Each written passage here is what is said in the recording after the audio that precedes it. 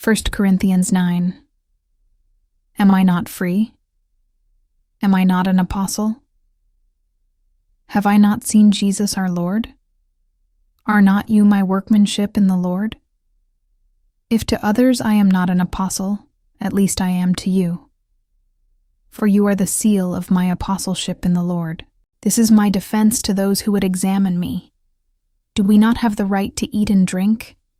Do we not have the right to take along a believing wife, as do the other apostles and the brothers of the Lord and Cephas? Or is it only Barnabas and I who have no right to refrain from working for a living? Who serves as a soldier at his own expense? Who plants a vineyard without eating any of its fruit? Or who tends a flock without getting some of the milk? Do I say these things on human authority? Does not the law say the same? For it is written in the law of Moses, "You shall not muzzle an ox when it treads out the grain." Is it for oxen that God is concerned? Does he not certainly speak for our sake? It was written for our sake, because the plowman should plow in hope and the thresher thresh in hope of sharing in the crop. If we have sown spiritual things among you, is it too much if we reap material things from you? If others share this rightful claim on you, do not we even more?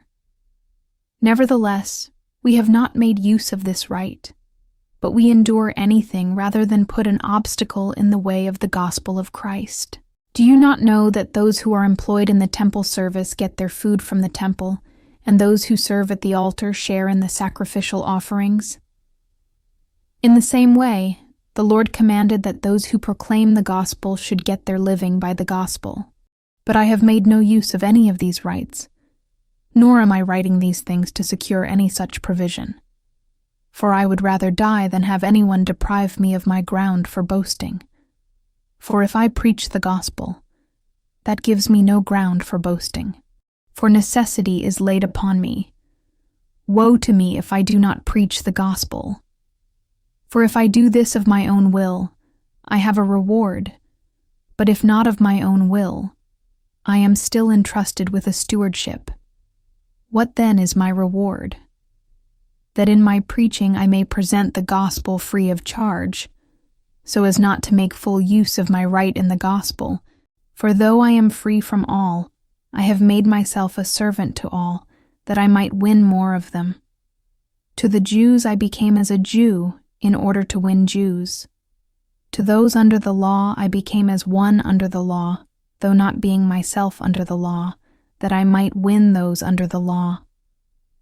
To those outside the law I became as one outside the law, not being outside the law of God but under the law of Christ, that I might win those outside the law. To the weak I became weak, that I might win the weak.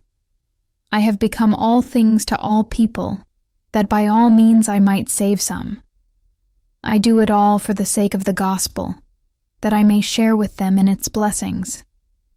Do you not know that in a race all the runners run, but only one receives the prize? So run that you may obtain it. Every athlete exercises self-control in all things.